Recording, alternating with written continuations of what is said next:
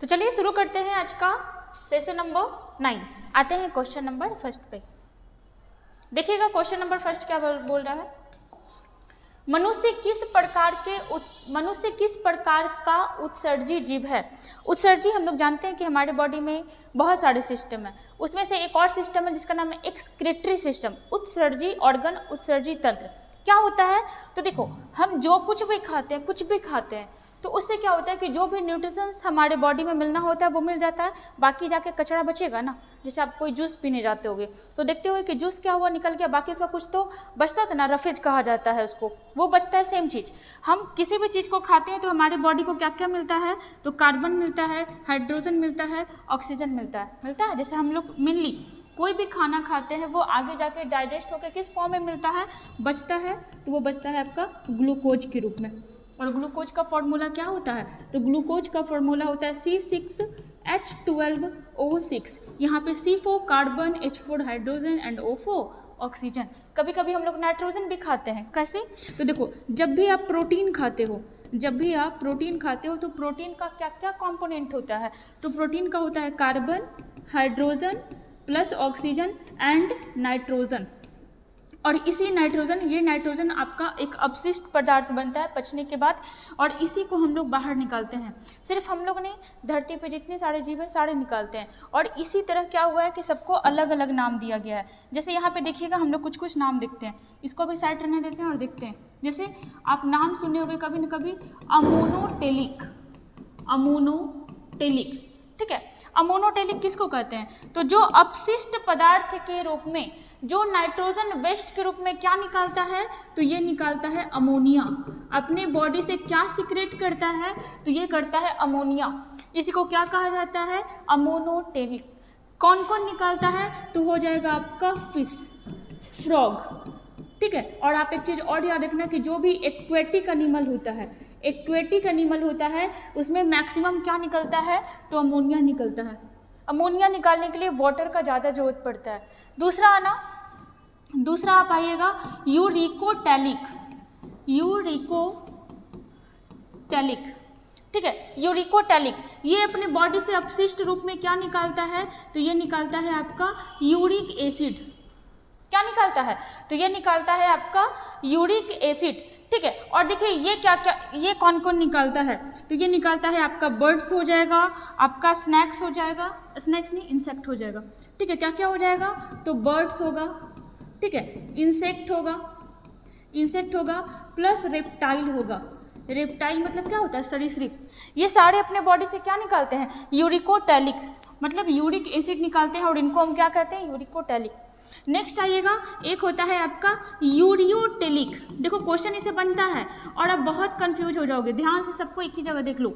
Ureotelic किसको कहते हैं, जो अपने बॉडी से क्या निकालता है, एक्सक्रीट के रूप में, तो ये निकालता है यूरिया कौन निकालता है, तो ये होता है आपका मैमल्स, मतलब हम, आप, जानवर, गाय वगैरह जो भी हो गया वो सारा क्या हो जाएगा, मैमल्स, ठीक है। चूहा का बहुत पूछता है कि जो रैट है वो यूरिकोटैलिक होगा, यूरियोटैलिक होगा या अमोनोटैलिक होगा, क्या हो जाएगा, यूरियोटैलिक। एक और आता है, इसका नाम बहुत कम देखने को मिलता है, गुआनोटेलिक। ये अपशिष्ट के रूप में क्या निकालता है, तो ये निकालता है गुआनीन, ठीक है। इसमें क्या क्या आ जाएगा, तो इसमें मेनली आपका आ जाता है स्पाइडर, ठीक है, स्पाइडर आ जाएगा, स्कॉर्पियो आ जाएगा, ठीक है। वो होता नहीं आपका मकड़ी वगैरह जो होता है, ठीक है, क्या हो जाएगा, स्पाइडर हो जाएगा, स्कॉर्पियन वगैरह हो जाएगा, ठीक है, जो आपका मकड़ी वगैरह रहता है। तो यहाँ पे हम लोग चारों देख लिए, और ये सारे नाइट्रोजन किस चीज़ को निकाल रहा है अपने बॉडी से, तो नाइट्रोजन को। अगर आपसे बहुत पूछता है कि मनुष्य का जो उत्सर्जी अंग होता है इसमें कौन कौन सा आएगा, तो स्किन आता है, स्किन से हम लोग क्या निकालते हैं, पसीना, ठीक है। लंग्स आएगा, लंग्स से हम लोग क्या निकालते हैं, तो हो जाएगा आपका CO2, ठीक है। जैसे आपका किडनी हो जाएगा, ठीक है, ये किसको बाहर करता है, यूरिया को। और एक आपका लीवर भी आ जाएगा, ठीक है, लीवर, यूरिया का निर्माण कहाँ में होता है, तो ये आपका लीवर में ही होता है। और निकालता कौन है यूरिया को बाहर, किडनी। आइएगा, यहाँ पे क्वेश्चन था हमारा, मनुष्य किस प्रकार का उत्सर्जी जीव है। तो अब तुम हम लोग यहाँ पे देख लिए ना, मनुष्य क्या निकालता है, तो ये निकालता है यूरिया, और इस तरीके से ये क्या हो जाएगा, यूरियोटेलिक, ठीक है, चलो आते हैं क्वेश्चन नंबर 2 पर। चलिए आइएगा, भारत का सबसे छोटा राष्ट्रीय उद्यान कौन सा है? कल वाले सेशन में हम एक्स्ट्रा फैक्ट में ये बता दिए थे, और यही होता है एक्स्ट्रा फैक्ट पढ़ने से फायदा। वहाँ पे आप देखे थे, अगर पढ़े होगे तो याद होगा। ये क्या हो जाएगा? तो ये हो जाएगा आपका साउथ बटन राष्ट्रीय उद्यान। साउथ बटन राष्ट्रीय उद्यान क्या है? तो भारत का सबसे छोटा राष्ट्रीय उद्यान है कहाँ? तो ये है आपका अंडमान निकोबार में, अंडमान निकोबार में, ठीक है। स्थापना कब हुआ था? 1987 में। कितने एरिया में फैला हुआ है? तो लगभग 5 किलोमीटर एरिया में फैला हुआ है, ठीक है। अंडमान निकोबार के बारे में अगर बात करें तो इसकी राजधानी कहाँ है? तो राजधानी है पोर्ट ब्लेयर। राजधानी कहाँ है? Port Blair. और क्या देख सकते हैं, लगभग यहाँ कितने छोटे मोटे द्वीप हैं, ठीक है। आप याद रखना, बड़े बड़े नहीं, छोटा मोटा भी बहुत सारा द्वीप है। और वो टोटल कितने हैं? तो ये हो जाएगा आपका 572। है कहाँ पर? तो ये आपका बे ऑफ बंगाल में स्थित है, जिसको हम लोग हिंदी में क्या कहते हैं? बंगाल की खाड़ी, या आपको कहीं कहीं इंडियन ओशियन भी देखने को मिल जाएगा। Indian Ocean, Indian Ocean, Bay of Bengal में। अगर आपसे बात करते हैं कि यहाँ का हाई कोर्ट कहाँ पर होता है, तो कोलकाता। यहाँ अपना हाई कोर्ट नहीं है। अगर यहाँ कोई प्रॉब्लम होता है तो लोग कहाँ जाते हैं? तो जाते हैं कोलकाता हाई कोर्ट। अगर यहाँ के एलजी के बारे में देखें, मतलब लेफ्टिनेंट गवर्नर के बारे में, ठीक है, आपका जो यूटी होता है ना, वहाँ लेफ्टिनेंट गवर्नर होता है। तो क्या हो जाएगा? देवेंद्र कुमार जोशी। देवेंद्र कुमार जोशी, दिख नहीं रहा है यहाँ पे, देवेंद्र कुमार जोशी, ठीक है। चलो, तो यहाँ पे ये हो गया, हमारा आंसर हो जाएगा option number B, South Button राष्ट्रीय उद्यान, जो भारत का सबसे छोटा राष्ट्रीय उद्यान है, ठीक है। चलो आगे आते हैं हम लोग। हेमिस के बारे में आप याद रखोगे कि ये भारत का सबसे बड़ा राष्ट्रीय उद्यान है, ठीक है। और जिम कॉर्बेट के बारे में याद रखोगे कि ये भारत का सबसे पहला राष्ट्रीय उद्यान है। अब देखो यहाँ पे अंडमान निकोबार आया है, तो आप एक बात और यहाँ पे याद रखना, जैसे 2018 में सुभाष चंद्र बोस का 2018 में सुभाष चंद्र बोस का 75वां जयंती था। क्या था? जयंती। तो इस मौके पर नरेंद्र मोदी यहाँ पे गए हुए थे, और यहाँ पे जाने के बाद 3 द्वीप का नाम चेंज किए। 572 है ना, उसमें से 3 का नाम चेंज किए। किसका किसका? तो रॉस द्वीप का नाम क्या रखे इसका? तो इसका नाम रखाया नेताजी सुभाष चंद्र बोस द्वीप। नेताजी सुभाष चंद्र बोस द्वीप। दूसरा एक था आपका नील द्वीप, इसका नाम क्या हो गया? तो इसका नाम हुआ शहीद द्वीप, ठीक है। और एक द्वीप और था, उसका नाम क्या था? हैवलॉक द्वीप, ठीक है। इसका नाम क्या रखा गया? तो इसका नाम रखा गया स्वराज द्वीप, ठीक है। तो आप इतना याद रखना कि ये सारे हैं कहाँ? अंडमान निकोबार में। और इसका नाम कब चेंज हुआ? 2018 में मोदी जी के द्वारा। और बाकी ये आपका अंडमान निकोबार से एक्स्ट्रा फैक्ट, ठीक है। चलिए आगे आते हैं हम लोग क्वेश्चन नंबर 3 में। देखिएगा यहाँ पे ये सब आपका एक्स्ट्रा है, बाकी आते हैं हम लोग आगे। पानी लाना ना। जैसे देखिएगा, एक बार क्वेश्चन आया था कि रानी झांसी राष्ट्रीय उद्यान कहाँ है? तो ये आपका अंडमान निकोबार में है। साउथ बटन हो गया, मध्य बटन हो गया, उत्तरी बटन हो गया, ये सारा कहाँ है? तो ये भी आपका अंडमान निकोबार में है। माउंट हैरियट राष्ट्रीय उद्यान, ये भी अंडमान निकोबार में। महात्मा गांधी समुद्री राष्ट्रीय उद्यान, ये ऑल्सो कहाँ है? तो वही है। और आपका गैलाथिया राष्ट्रीय उद्यान, कैपेबल राष्ट्रीय उद्यान और सैडल पीक राष्ट्रीय उद्यान कहाँ है? तो ये आपका अंडमान निकोबार में। चलिए आते हैं क्वेश्चन नंबर 3 पे। द्रव की श्यानता ज्ञात करने के लिए किस यंत्र का प्रयोग होता है? श्यानता, विस्कोसिटी। और जाहिर सी बात है कि इसको इंग्लिश में क्या बोलते हैं? विस्कोसिटी। तो इसका चेक करने वाला भी क्या हो जाएगा? विस्कोमीटर। सबसे पहले तो आओ कि श्यानता क्या होता है। तो आप कुछ नहीं, आप बस एक शब्द में याद रखोगे, गाढ़ापन या चिपचिपाहट, ठीक है। मतलब जिस चीज़ में गाढ़ापन ज़्यादा होगा, चिपचिपाहट ज़्यादा होगा, उसकी श्यानता बहुत ज़्यादा होगी। जैसे आपको हम एग्जाम्पल दे रहे हैं, पानी और शहद। बताइए दोनों में किसका श्यानता ज़्यादा होगा? ऑफ कोर्स शहद का होगा, पानी का क्या होगा? कम होगा। जैसे हम आपको शहद देते हैं और तेल देते हैं, बोलते हैं बताओ कि इन दोनों में से किसका होगा? तो ऑब्वियस सी बात है कि तेल से थोड़ा गाढ़ा ही होता है शहद, तो अभी भी क्या हो जाएगा? शहद। मतलब गाढ़ापन को ही क्या कहा जाता है? विस्कोसिटी। और मतलब ये, हाँ, श्यानता। और इस विस्कोसिटी को मापा जाता है विस्कोमीटर से, ठीक है। चलिए यहाँ पे और भी ऑप्शन है, हम लोग देखते हैं। फोनोमीटर, इससे क्या मापा जाता है? तो इससे जो आपका आवाज़ होता है, जो ध्वनि होता है, ठीक है, आवाज़ और ध्वनि के बारे में, इसकी आवृत्ति के बारे में मापा जाता है, ठीक है। नेफोस्कोप, ये क्या होता है? तो देखिएगा, नेफोस्कोप जो होता है ये बादल से रिलेटेड होता है। किससे? बादल से। जैसे देखिएगा नेफोस्कोप के बारे में, ये क्या करता है? तो बादल की ऊंचाई, गति, वेग मापता है, और इससे पता चलता है कि बादल कहाँ पे कितना जा रहा है, कब बारिश होगा। रेन गेज, ये क्या मापता है? तो किसी पर्टिकुलर एरिया पे, ठीक है, किसी प्रॉपर एरिया में एक निश्चित समय में, एक सर्टेन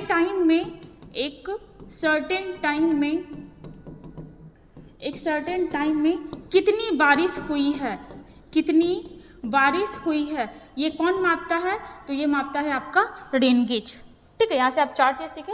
चलिए आंसर हो जाएगा हमारा ऑप्शन नंबर ए। आते हैं क्वेश्चन नंबर 4 पे, देखिएगा, इसको थोड़ा करेक्ट करिएगा। ब्राह्मी, ठीक है, ब्राह्मी लिपि को सर्वप्रथम किसने पढ़ा? आप जानते होंगे। जैसे पहले आ जाओ, हम लोग यहाँ पे आते हैं। बात करें कि भारत में सर्वप्रथम अभिलेख लिखना कौन शुरू किया था? अभिलेख क्यों लिखा जाता था? ताकि जनता की राजा की बातें को, शासक की बातों को जनता को बताया जा सके और फ्यूचर में उनको याद भी रखा जा सके। तो अभिलेख, भारत में अभिलेख लिखवाने की जो प्रथा है, ये किसने शुरू की थी? तो ये शुरू किया था अशोक, ठीक है, अशोक शुरू किया था। फिर कुछ दिनों बाद जब बहुत साल बीत गया, ठीक है, जब अंग्रेज आया, तो उस समय लगभग 1750 ईस्वी में, नहीं तो पहले किसी को पता भी नहीं था कि ये जो अशोक है ये भारत का शासक है, क्योंकि ये अपना नाम सब में नहीं लिखता था। किसी में लिखता था देवनाम प्रियदर्शी, किसी में कुछ लिखता था, तो पता ही नहीं चलता था कि किसके बारे में लिखा गया। मान लो कि एक अभिलेख मिला, इसमें लिखा हुआ देवनाम प्रियदर्शी, एक अभिलेख मिला, इसमें कुछ और भी लिखा हुआ, मतलब मौर्य शासक लिखा हुआ, तो पता नहीं चलता था कि ये आदमी सब एक ही है। 1750 में एक आदमी आया, पाटेद्री फैनथलर, ठीक है, ये पता लगाया कि ये सब जो आप यहाँ पे लिखा हुआ, ये सब देख रहे हो, ये अभिलेख लिखा हुआ है, ये सब आपका एक लिपि में लिखा हुआ अभिलेख है, लेकिन ये आदमी पढ़ नहीं पाया इसको। उसके बाद 1837 ईस्वी में एक आदमी आया जिसका नाम था जेम्स प्रिंसेप। कौन था ये? तो ये अंग्रेज अधिकारी था। हम लोग जान रहे हैं ना, 1800 का पीरियड चल रहा है, तो भारत में अंग्रेजी शासन चल रहा है। कौन था? तो ये था आपका अंग्रेज अधिकारी, साथ ही ब्रिटिश ईस्ट इंडिया कंपनी का ये मेंबर था। क्या था? तो ब्रिटिश ईस्ट इंडिया कंपनी का मेंबर था। आगे देखिएगा, तो 1837 में जेम्स प्रिंसेप जो था ये पढ़ लिया, ये सब अभिलेख को पढ़ने में मतलब सफल हो पाया। तो आप इस तरीके से याद रखोगे कि अशोक के अभिलेख को भारत में सबसे पहली बार कौन पढ़ा? James Prinsep. कब? 1837 ईस्वी में। जो जेम्स प्रिंसेप था बहुत ही पढ़ा लिखा इंसान था। खरोष्ठी लिपि, आप नाम सुने होंगे, खरोष्ठी लिपि और ब्राह्मी लिपि, दोनों को ये बहुत अच्छे से पढ़ पाया था और लोगों को समझा पाया था इसके बारे में। खरोष्ठी लिपि ये क्या है? तो ये दाएं से बाएं की ओर लिखा जाता है, दाएं से बाएं की ओर मतलब उल्टा, ठीक है, दाएं से बाएं। और ब्राह्मी लिपि ये बाएं से दाएं लिखा जाता है, मतलब जैसे हम लोग लिखते हैं बाएं से दाएं। आप बोलोगे कि बीच में खरोष्ठी क्यों ले आया? तो देखो, अशोक का जो अभिलेख था ना, ये खरोष्ठी लिपि में भी लिखा हुआ मिला है। अशोक का जो अभिलेख था ये खरोष्ठी लिपि में भी लिखा हुआ मिला है।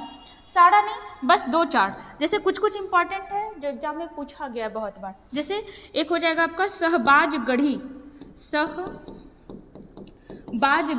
तथा मानसेहरा अभिलेख जो है आपका अशोक का ही अभिलेख था। और किस लैंग्वेज में लिखा गया था? तो खरोष्ठी लैंग्वेज में। कहाँ मिला है? तो पाकिस्तान में मिला है। मैक्सिमम अभिलेख आपका ब्राह्मी में लिखा हुआ मिलता था, अरामाइक लिपि में लिखा हुआ मिलता था, ठीक है, आप इसे भी याद रखना। चलो आ जाओ, यहाँ पे हमारा आंसर क्या हो जाएगा? तो ये हो जाएगा जेम्स प्रिंसेप। खोजा था कौन? तो ये खोजा था आपका फैनथलर, ठीक है। चलो आते हैं क्वेश्चन नंबर 5 पे। सर्वाधिक मंगोल आक्रमण किस शासक के समय में हुआ था? मंगोल में जो आया था वो अटैकर कौन था या अटैक कौन किया था? तो आ जाइएगा, हम लोग बात करने जा रहे हैं मंगोल के बारे में।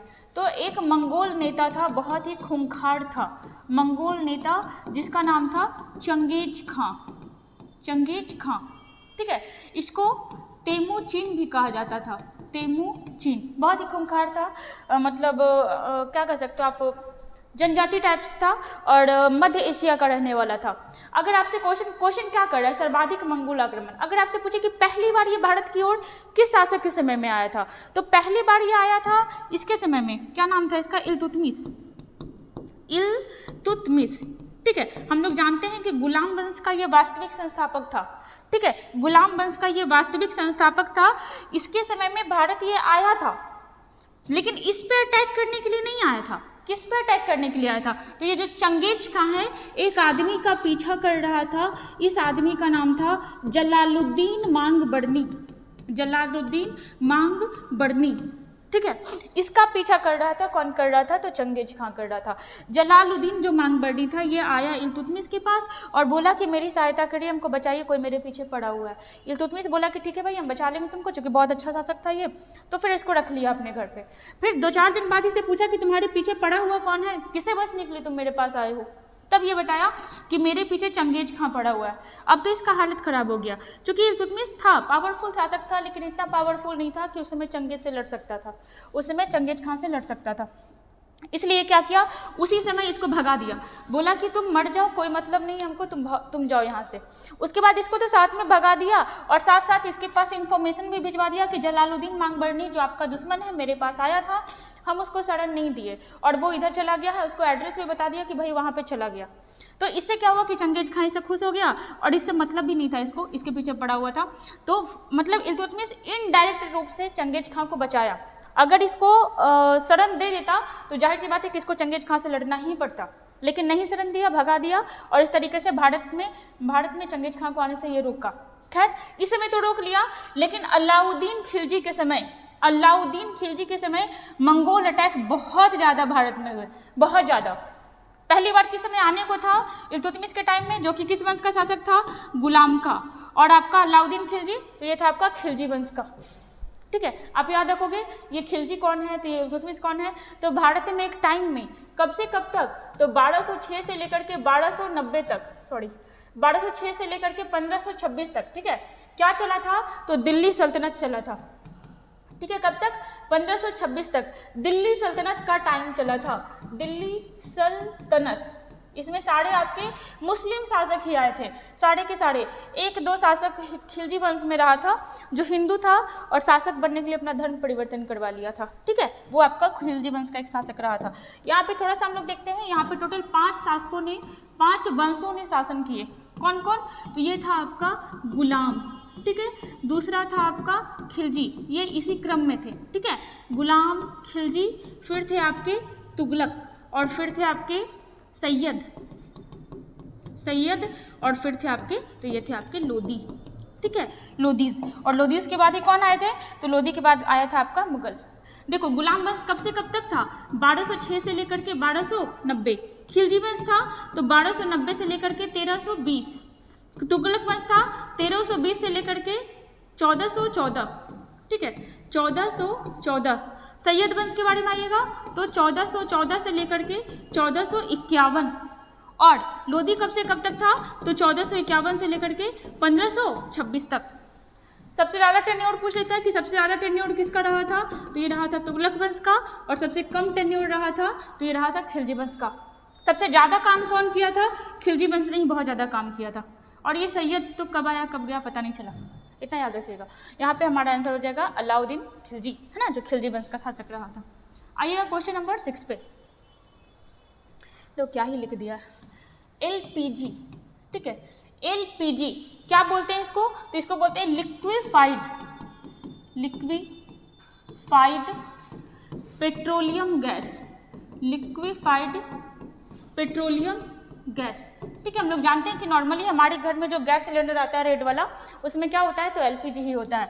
LPG में आता क्या क्या है, इसके अंदर कौन कौन से गैस होते हैं, तो इसके अंदर होते हैं प्रोपेन और ब्यूटेन। कौन कौन से होते हैं, प्रोपेन और ब्यूटेन, ठीक है, प्रोपेन और ब्यूटेन। ये दोनों गैस जो है आपका गंध रहित होता है, गंध रहित, मतलब क्या होता है कि इसमें आपका स्मेल बिल्कुल भी नहीं होता है। प्रोपेन के बारे में देखें तो इसका फॉर्मूला क्या हो जाएगा C3H6 और इसका क्या हो जाता है ब्यूटेन का C4H10। ठीक है, अब देखो कि ये दोनों गंध रहित है, अगर कभी लीक करने लगेगा तब तो आग लगने का चांसेस रहेगा ना, और लग भी सकता है। तो इसी में गंध के लिए एक गैस डाला जाता है जिसका नाम क्या है, तो नाम है आपका इथाइल मरकप्टेन, इथाइल मरकैप्टन। ठीक है, मरकैप्टन। ये किस लिए डाला जाता है, ताकि अगर ये दोनों लीक हो रहा है तो साथ में ये भी लीक होगा, और ये लीक होगा तो इसके स्मेल से लोग को पता चलेगा कि गैस लीक कर रहा है। ठीक है, चलो अब देखो, अगर बात करें एलपीजी को आगे बढ़ाने के लिए ये जो मोदी सरकार है ये बहुत काम किए थे, 2 योजना लाए थे। ठीक है, पहले तो लाए आपका उज्ज्वला योजना, उज्ज्वला योजना ये लाए थे आपके मई 2016 में, और बहुत ही अच्छे से ये सक्सेस रहा। तो एक और योजना लाए जिसका नाम था उज्ज्वला योजना 2.0। ये कब लाए, तो 2021 में लाए। किसको प्रमोट करने के लिए, तो एलपीजी सिलेंडर को। यहाँ पे हमारा आंसर क्या हो जाएगा, ब्यूटेन और प्रोपेन। क्वेश्चन था हमारा एलपीजी में मुख्यतः कौन सी गैस होती है, तो ऑप्शन नंबर सी दोनों, है ना। चलो आते हैं क्वेश्चन नंबर 7 पे। कौन सी पंचवर्षीय योजना आगत निर्गत मॉडल पर, कौन सा मॉडल, तो आगत निर्गत मॉडल पर आधारित थी। कल भी पंचवर्षीय योजना से रिलेटेड क्वेश्चन आया था। पंचवर्षीय योजना टोटल कब से कब तक चली थी, 1950 से लेकर के 2017 तक। टोटल कितनी योजना चली थी, 12 योजना चला था। ठीक है, एक योजना आयोग बनाया गया था, और वही क्या बनाता था, किसी भी सरकार के लिए जो 5 साल के लिए आता था वो बताता था कि भाई आप 5 साल के लिए आए हो तो आपके पास ये काम है कि आप 5 साल में ये काम करोगे। ठीक है, चलो आ जाओ। लेकिन हम लोग बाद में जाते हैं कि इसी के जगह पे क्या आ गया, तो इसी के जगह पे आ गया आपका नीति आयोग। क्या आ गया, नीति आयोग। हमारे से क्वेश्चन पूछा है कौन सी पंचवर्षीय योजना आगत निर्गत मॉडल पर आधारित थी, तो ये था आपका 6ठी पंचवर्षीय योजना। कौन सी योजना, 6ठी पंचवर्षीय योजना। इस टाइप से बहुत सारे क्वेश्चन बनते हैं कि कितनी टोटल योजना थी, 12 योजना चली थी, जो कब समाप्त हुआ था, तो 2017 में। जैसे देखिएगा पहली पंचवर्षीय योजना ये किस मॉडल पर आधारित थी, तो ये हो जाएगा आपका हेराल्ड डोमर मॉडल। ठीक है, चलिए दूसरा आ जाएगा, आपसे ये भी पूछता है कि दूसरी योजना, तो ये हो जाएगा आपका PC Mahalanobis, PC Mahalanobis model पे आधारित थी। ठीक है, ये सब क्वेश्चन आपका पूछते रहता है। जैसे आपसे पूछ लेगा तीसरी वाला, ठीक है, तीसरी वाले पूछ लेगा तो आप क्या बताओगे, तीसरी पंचवर्षीय योजना, तो ये हो जाएगा आपका जॉन सैंडी, बहुत कम देखने को मिलता है, तथा सुखमय चक्रवर्ती योजना, चक्रवर्ती योजना। ठीक है, आपसे चौथा पूछ लेगा तो चौथा आप क्या बताओगे, चौथा हो जाएगा आपका गाडगिल योजना, गाडगिल योजना। ठीक है, आप इतना याद रखना है सब। यहाँ पे हमारा आंसर हो जाएगा ऑप्शन नंबर ए, 6ठी पंचवर्षीय योजना। चलिए आगे आते हैं। अब देखो यही सब है कि जो पहली पंचवर्षीय योजना है किससे रिलेटेड था, तो इसमें कृषि पे ज़्यादा ध्यान दिया गया, बिजली पे, सिंचाई पे। दूसरी वाले में पूर्णतः किस पे, तो उद्योग पे दिया गया। तीसरी वाली में दोनों पे, कृषि पे भी और उद्योग पे भी। चौथी में फिर से कृषि पे ध्यान दिया गया। पांचवी पंचवर्षीय योजना जो सिर्फ 4 सालों के लिए आई थी, इसमें गरीबी उन्मूलन पे, आत्मनिर्भरता पे ध्यान दिया गया। 6ठी पंचवर्षीय योजना में भी कृषि, उद्योग, तो ये सब चीज क्वेश्चन पूछता है, थोड़ा देख लीजिएगा। चलिए आगे आते हैं क्वेश्चन नंबर 8 पे। 1955 में इनमें से किसे भारत रत्न मिला, भारत रत्न जो भारत का सर्वोच्च पुरस्कार है, सर्वोच्च पुरस्कार है ना। चलो बताओ स्थापना कब हुआ था, तो 2 जनवरी 1954 को। किसके द्वारा, तो डॉक्टर राजेंद्र प्रसाद के द्वारा, है ना। चलो, जिसको मिलता है आपका भारत रत्न उसको कितना रुपया मिलता है, ठीक है, कितना रुपया मिलता है, तो ये जो आपका पैसा है इसमें पैसा नहीं मिलता है, राशि नहीं मिलती है। ऐसे बहुत कुछ मिल जाता है जिसको भारत रत्न मिलता है, लेकिन कोई खास उसमें अमाउंट नहीं दिया जाता। अभी तक लगभग कितने लोगों को मिला है, तो 48 लोगों को मिला है। पहली बार 1954 में कितने लोगों को मिला, 3 लोगों को। किसको किसको, तो मिला आपका डॉक्टर सर्वपल्ली राधाकृष्णन, डॉक्टर सर्वपल्ली कृष्ण जो भारत के पहले उपराष्ट्रपति रहे थे। सी राजगोपालाचारी, चक्रवर्ती राजगोपालाचारी। और एक आदमी और था ना, कौन थे? डॉक्टर सर्वपल्ली राधाकृष्णन, और एक हो जाएंगे आपके सी राजगोपालाचारी। एक नाम और कौन था? चलो आगे आते हैं। अभी देखिएगा 1955 का पूछ रहा है ना, देखिएगा 1955 में पूछ रहा है। यहाँ पे क्या क्या हो जाएगा? तो 1955 में आपका डॉक्टर भगवान दास, इनको कहते हैं हम लोग डॉक्टर एम विश्वेश्वरैया, ठीक है, जो बहुत बड़े इंजीनियर रहे थे। अरे बहुत कॉमन सा नाम था यहाँ पे, डॉक्टर सर्वपल्ली राधाकृष्णन, सी राजगोपालाचारी और एक हाँ सीवी रमन, ठीक है। इनको नोबेल अवार्ड भी मिला था, 1930 में मिला था। चलिए, एम विश्वेश्वरैया और जवाहरलाल नेहरू। तो 1954 में भी 3 लोगों को मिला और 1955 में भी 3 लोगों को मिला था। डॉक्टर भगवान दास को मिला, डॉक्टर मोचगुंडम विश्वेश्वरैया को मिला और जवाहरलाल नेहरू को मिला, ठीक है। आप याद रखोगे तीनों हो जाएगा। अगर आपसे पूछता है कि लास्ट किसको मिला है भाई अभी तक, तो 2019 में मिला था। इसके बाद फिर अभी रिसेंटली, मतलब 19 के बाद 21, 22, 23 में नहीं मिला अभी तक। 19 में किसको मिला? तो 19 में मिला आपका प्रणब मुखर्जी, जो भारत के फॉर्मर प्रेसिडेंट रहे थे। नानाजी देशमुख, एक आदमी और थे, एक आदमी और कौन थे? भूपेन हजारिका, इनके नाम पे असम में एक पुल भी है, भूपेन हजारिका। तो 2019 में कितने लोगों को मिला? 3 लोगों को। अगर आपसे बात करता है कि भारत रत्न पद्म पुरस्कार में 3 कैटेगरी होता है। और अगर आपसे पूछता है साहित्य अकादमी पुरस्कार, इन तीनों की स्थापना कब हुई थी? तो इन तीनों का स्थापना हुआ था 1954 में। यहाँ पे हमारा आंसर होगा ऑप्शन नंबर डी। आते हैं क्वेश्चन नंबर 9 में। देखिएगा क्वेश्चन नंबर 9 क्या बोल रहा है। अब ये देखो, ये चीज़ क्या बता रहा है यहाँ पे, lesser known facts about Bharat Ratna. क्या बता रहे हैं यहाँ पे? The first person awarded posthumously Lal Bahadur Shastri. मतलब यहाँ पे क्या हो गया? डेट के बाद पहली बार किसे मरणोपरांत मिला? तो ये मिला लाल बहादुर शास्त्री को। ओल्डेस्ट रिसीवर, अभी तक सबसे ओल्ड एज में किसको मिला है? तो मिला है मदन मोहन मालवीय को, ठीक है। आगे देखिएगा, यहाँ पे बोल रहा है ओल्डेस्ट लिविंग रिसीवर, ठीक है। ये इनकी मृत्यु के बाद इनको मिली थी, जो सबसे ज़्यादा ओल्डेस्ट रहे थे, और ये जीवित थे तब इनको मिला था किनको? डॉक्टर केशव कर्वे को, ठीक है। कितनी वर्ष की आयु में? 100 वर्ष की आयु में, और इनको मिली थी मृत्यु के बाद। यहाँ पे देखिएगा यंगेस्ट, सबसे कम उम्र में किसको मिला था आफ्टर डेट? तो ये हो जाएगा राजीव गांधी। कितनी उम्र में? 47। यंगेस्ट लिविंग रिसीवर, इनकी डेथ हो चुकी है, और जिस सबसे कम उम्र के आदमी को मिला है वो लिविंग कौन है? तो सचिन तेंदुलकर, 40 वर्ष की उम्र में। फॉरेनर में किसको मिला? तो नेल्सन मंडेला को, ठीक है। और फॉरेनर में एक आदमी को और मिला है, खान अब्दुल गफ्फार खां, 1987 में। मतलब पहले फॉरेनर ये थे और सेकंड ये थे।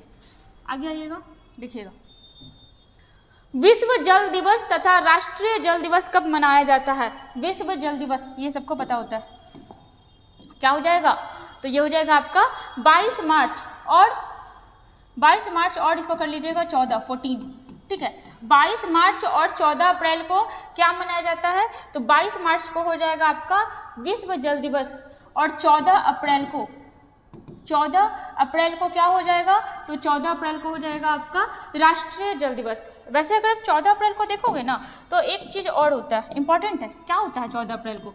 14 अप्रैल को भारत के एक बहुत बड़े हस्ती आप कह सकते हो, नाम क्या था उनका? डॉक्टर अंबेडकर साहब, डॉक्टर अंबेडकर, इनकी जयंती है 14 अप्रैल को ही, ठीक है। और इस दिन मनाया जाता है आपका समानता दिवस या ज्ञान दिवस, चूंकि समानता को एक करने का काफ़ी कोशिश किए थे डॉक्टर अंबेडकर साहब। देखो, अब जल का बात आया तो आप याद रखना कि मान लो कि ये पूरा का पूरा पृथ्वी है, तो इसमें जल का परसेंटेज कितना है? 71%। अब इस पृथ्वी को हम लोग 2 भाग में तोड़ दिए, ये हो गया आपका उत्तरी गोलार्ध और ये हो गया आपका दक्षिणी गोलार्ध, ठीक है। तो आप मैप देखना जाकर के, वर्ल्ड वाला मैप आप देखना, ऊपर वाले रीजन में ज़्यादा स्थल है, पानी कम है, और नीचे वाले रीजन में पानी ज़्यादा है। तो ऊपर वाला जो रीजन हो गया, मतलब जो उत्तरी गोलार्ध हो गया, नॉर्थ वाला हो गया, नॉर्थ हेमिस्फीयर, इसमें कितना पानी है? तो लगभग 61%। और जो आपका साउथ वाला रीजन हो गया, साउथ हेमिस्फीयर, ठीक है, इसमें कितना हो जाएगा? तो इसमें लगभग हो जाएगा 80% पानी। याद रखिएगा, हमारे यहाँ पे आंसर हो जाएगा ऑप्शन नंबर ए। आते हैं आगे, देखिएगा संविधान सभा का चिन्ह क्या था, बहुत इंपॉर्टेंट क्वेश्चन। संविधान सभा, भारत में संविधान सभा, पहले आ जाओ एक्स्ट्रा फैक्ट में देखते हैं, फिर आंसर बन जाएगा खुद। संविधान सभा, संविधान सभा के लिए चुनाव कब हुआ था? तो संविधान सभा के लिए चुनाव हुआ था जुलाई 1946 में। जिस समय चुनाव हुआ उस समय भारत की जनसंख्या कितनी थी? लगभग 40 करोड़। ठीक है, प्रत्येक मेंबर को कितना पे चुना जाना था? तो 10 लाख की जनसंख्या पर एक आदमी को चुना जाना था, 10 लाख की जनसंख्या पर। और इसलिए कितने लोग चुन के आए? तो चुन के आए आपके 389 लोग। लेकिन हम लोग ऐसे याद नहीं रखेंगे, तो कैसे याद रखेंगे? हम लोग याद रखेंगे 292 + 4 + 93। ऐसे क्यों याद रखेंगे? क्योंकि अलग अलग जगह से अलग अलग लोग का चुनाव हुआ था या मनोनयन हुआ था। 292 लोग कहाँ से आए थे? तो ये आए थे ब्रिटिश प्रांत से, ब्रिटिश प्रांत से। 4 लोग कहाँ से आए थे? 292 आए थे ब्रिटिश प्रांत से। 4 लोग कहाँ से आए थे? तो 4 लोग आए थे चीफ कमिश्नरी क्षेत्र से, चीफ कमिश्नरी क्षेत्र से। और 93 लोग कहाँ से आए थे? तो 93 लोग आए थे देसी रियासत से, देसी रियासत से। अब बोलोगे कि 4 कमिश्नरी क्षेत्र क्या था? तो अभी के टाइम में जैसे यूटी होता है ना, वैसे उस समय कमिश्नरी क्षेत्र हुआ करता था, 4 था। चलो आप ये भी देख लो कि कौन कौन था। आ जाओ, देखिए आप याद रखना A, B, C, D। ठीक है, A4 क्या हो जाएगा? तो A4 हो जाएगा आपका अजमेर, B4 हो जाएगा आपका बलूचिस्तान। ठीक है, बलूचिस्तान। ठीक है, C4 हो जाएगा आपका कुर्ग और D4 हो जाएगा आपका दिल्ली। ठीक है, चलो कितने लोग ना 292 और 4 ऐड करके बताते हैं, तो वहाँ पे भी कोई दिक्कत नहीं है, ये थोड़ा ज़्यादा हो गया। चलो आ जाओ, 389 लोग चुन के आए थे। इसमें से महिलाएं कितनी थी? 15। ठीक है, एक महिला मुस्लिम थी, एक थी आपकी मुस्लिम महिला जिनका निर्वाचन हुआ था। और आप याद रखना कि जो भी 93 लोग आप देख रहे हो ना, ये मनोनीत थे, इनका चुनाव नहीं हुआ था। ये क्या थे? मनोनीत थे। और एक आई थी मनोनीत महिला, मनोनीत महिला। ठीक है, ये कौन थी? तो ये थी एनी मैस्करीन, एनी मैस्करीन। और मुस्लिम महिला कौन थी? तो ये थी बेगम एजाज रसूल, बेगम एजाज रसूल। आप देख रहे हो ना, जैसे आपका पता होगा देखिएगा यहाँ पे कि जो संविधान सभा था इसका चुनाव कब हुआ था? जुलाई 1946 में, है ना, जुलाई 1946 में। इस समय देश आजाद नहीं हुआ था। तो जो आपके अंबेडकर साहब थे, अंबेडकर साहब ये कहाँ से चुन के आए थे? तो ये आए थे आपके बंगाल वाले रीजन से। अगले ही पल 1947 में क्या हो गया?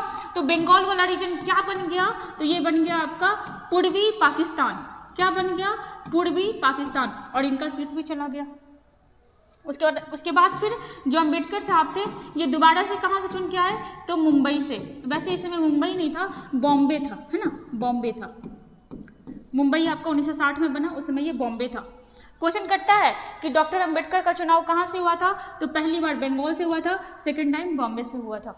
ठीक है, जब 389 लोग था, इसमें से क्या हुआ कि कुछ लोग कहाँ चले गए? पाकिस्तान में चले गए। कब? तो विभाजन के बाद। टोटल कितने लोग बचे? 299 लोग। महिलाएं भी चली गई थी, 15 महिला थी, उसमें से 3 महिला चली गई। भारत में कितनी महिला बची? 12 महिला ही बची थी। फिर देखिएगा यहाँ पे एक चीज और, जैसे देखिएगा यहाँ पे जो पहली बैठक था, ठीक है, पहली बैठक कब हुआ था? 9 दिसंबर 1946 को। ठीक है, इस दिन बहुत कम लोग आए थे और इस दिन अध्यक्ष बना दिया गया था सबसे बुजुर्ग आदमी को, जिनका नाम क्या था? तो इनका नाम था डॉक्टर सच्चिदानंद सिन्हा, डॉक्टर सच्चिदानंद सिन्हा। और ये जो होता है ना कि जो अगर कोई नहीं मिल रहा है, कुछ चुनाव नहीं हो पा रहा है, तो जो सबसे वरिष्ठ है उसको बना दो अध्यक्ष। ये कहाँ होता है? तो ये आपका फ्रेंच सिस्टम है, फ्रेंच सिस्टम मतलब फ्रांस का। तो अध्यक्ष तो कौन बना दिए गए? डॉक्टर सच्चिदानंद सिन्हा। उपाध्यक्ष भी बनाए गए थे इस दिन, उपाध्यक्ष ये कौन थे? तो ये थे फ्रैंक एंथोनी, फ्रैंक एंथोनी। ठीक है, उसके बाद देखिएगा कि जो आपका ये 9 दिसंबर की बात है। फिर 11 दिसंबर 1946 को इस दिन क्या हुआ कि परमानेंट, ठीक है, परमानेंट अध्यक्ष बना दिया गया। परमानेंट अध्यक्ष किसको बनाया गया? तो ये बनाया गया डॉक्टर राजेंद्र प्रसाद, ठीक है। और उपाध्यक्ष भी बनाया गया। उपाध्यक्ष किसको बनाया गया? तो H.C. मुखर्जी, H.C. मुखर्जी। आप एक चीज़ याद रखिएगा कि एक आदमी को और भी उपाध्यक्ष बनाया गया था, लेकिन बाद में किसको? टी.टी. कृष्णामाचारी को, टी.टी. कृष्णामाचारी को, ठीक है। और जो तीसरा बैठक था 13 दिसंबर वाला, ये सब जानता होगा, इस दिन उद्देश्य प्रस्ताव पारित किया गया, उद्देश्य प्रस्ताव, ठीक है।